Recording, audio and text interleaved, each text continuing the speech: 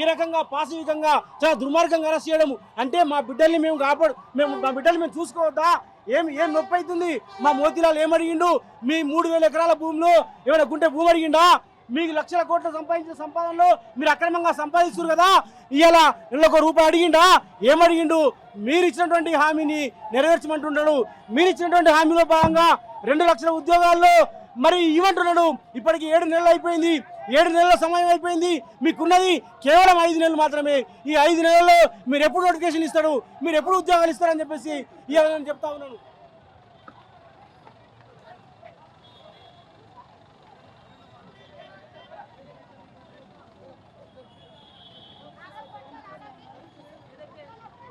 తీసుకో. సో మొత్తానికైతే పోలీసులు ఈరోజు ఇక్కడ మొత్తం అందరినీ కూడా విద్యార్థులందరూ కూడా మొత్తం అందరూ కూడా బండికిచ్చే ప్రయత్నం చేస్తా ఉన్నారు.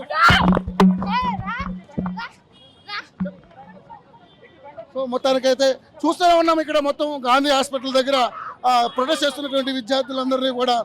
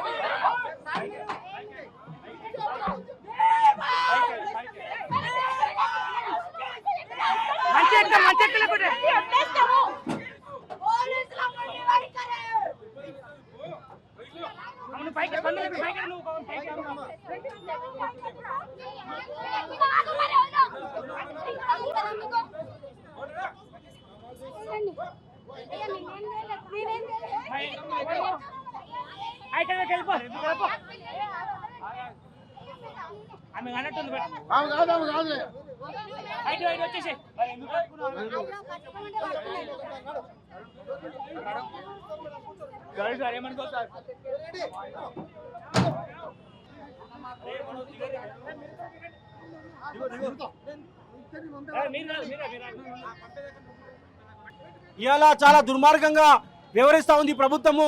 మేమేమడిగినాము? ఇవాళ మా మోతీలాల్ ఏమడిగిండు? ఇవాళ శాంతియుతంగా ఆమరణ దీక్ష చేస్తున్నటువంటి మా మోతీలాల్ నాయకుని పరామర్శించడానికి వెళ్తే ఇవాళ చాలా దుర్మార్గంగా వ్యవహరిస్తూ ఉంది ప్రభుత్వము.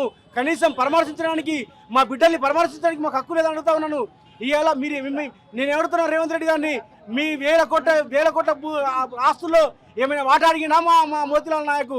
మీకున్నటువంటి మీ ఊర్లో 3000 ఎకరాల భూమి ఉందని చెప్పేసి మీరే చెప్పారు కదా. మీ 3000 ఎకరాల భూమిలో ఏమైనా అర్ధ గుంట అడిగినా మా మోతీలాల్ నాయకు? ఏమడిగిండు? మీరు చెప్పినటువంటి ఉద్యోగాల్ని ఇవ్వమన్నాడు. 2 లక్షల ఉద్యోగాలు మీరు చెప్పిండు. మీరు ఇచ్చిన హామీ అన్యాయం అని చెప్తా ఉన్నాను.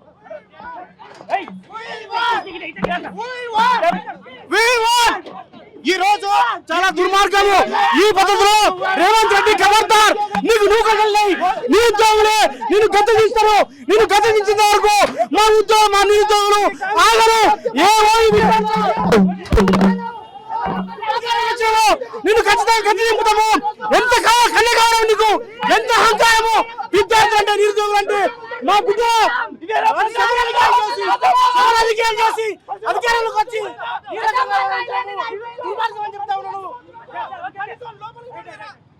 సో గ్రూప్ 2 అదేవిధంగా డిఎస్సి ఎగ్జామ్స్కి సంబంధించి విద్యార్థులు గట్టిగా ఇక్కడ ప్రొటెక్ట్ చేశారు మన గాంధీ హాస్పిటల్ దగ్గర. సో హాస్పిటల్ దగ్గర పెద్ద ఎత్తున పోలీసులు కూడా మోహరించారు. ఎందుకంటే మోతీలాల్ నాయక్ అనే అతను ఎవరైతే గత 10 రోజులుగా ఉద్యోగాల కోసం ఏదైతే నిరాహార దీక్ష చేస్తున్నారో ఆయన పరిస్థితి ఈరోజు విషమంగా ఉంది. లోపల ఆయన మన హాస్పిటల్లో సిలైన్లు ఎక్కుతున్నటువంటి పరిస్థితి మనం చూస్తా ఉన్నాం. పోలీసులకు భారీగా మోహరించారు. ఇప్పుడే చాలామంది విద్యార్థులు అందరూ కూడా అరెస్ట్ చేయడం జరిగింది. సో చాలామంది కూడా ఇంకా అక్కడ హడావుడి చేస్తున్నటువంటి పరిస్థితి మనం చూస్తూ ఉన్నాం.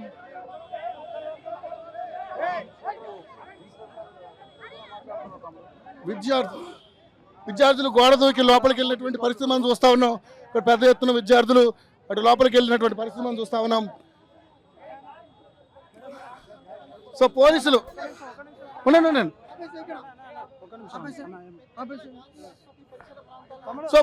సో పోలీసులు పెద్ద ఎత్తున పోలీసులు విద్యార్థులని అరెస్ట్ చేసే విధంగా అడిగడుతూ ఉన్నారు.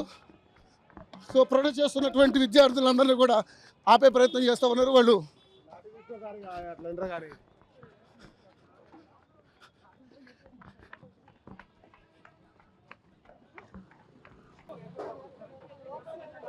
పైన చూసుకోండి బ్రో పైన చూసుకోండి, తగులుతుంది. చూసుకుని ఎక్కండి ప్లీజ్.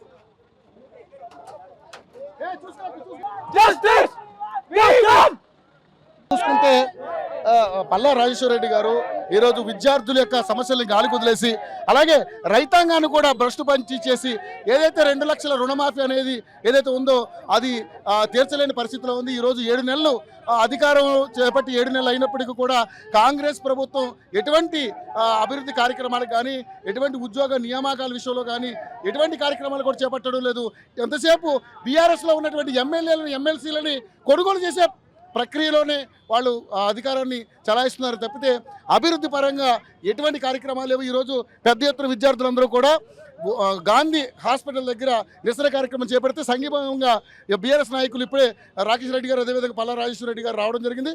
సో మొత్తానికి చూస్తే ఇక్కడ పోలీసులు భారీ ఎత్తున మోహరించినటువంటి పరిస్థితి మనకు కనపడతా ఉంది. లోపల మోతీలాల్ పరిస్థితి కూడా చాలా ఆందోళనకరంగా ఉందని చెప్పి చాలా మంది చెప్తా ఉన్నారు. సో మొత్తానికైతే పరిస్థితి ఎక్కడైతే ఆందోళనకరంగా ఉంది. సో దీని మీద మరి ప్రతిపక్షం ఏ విధంగా మరి దీని మీద వాళ్ళ యొక్క డిమాండ్ని చేస్తుందో వేచి చూద్దాం. Over to studio.